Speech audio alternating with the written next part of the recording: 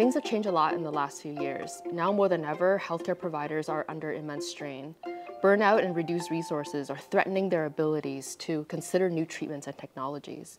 And the sad thing is, the realities of today are going to affect tomorrow's outcomes. Today's burnout means that tomorrow's healthcare providers are likely to become more ingrained in their existing habits. This will make it even harder to shift their technology and treatment preferences and beliefs later on. How can we communicate to providers in a better way? In a way that will resonate with them and will encourage them to consider new treatments and technology. At BEworks, we have designed a workshop that will help you use behavioral science to create more effective communications that will resonate with providers.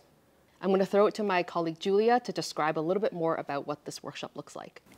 We have created an interactive workshop to help you design more effective provider-facing communications. This is a 2-hour workshop that is designed for any customer-facing teams. We'll start with lessons from behavioral science on the healthcare provider biases and barriers that hinder their willingness to consider new treatment and tech options.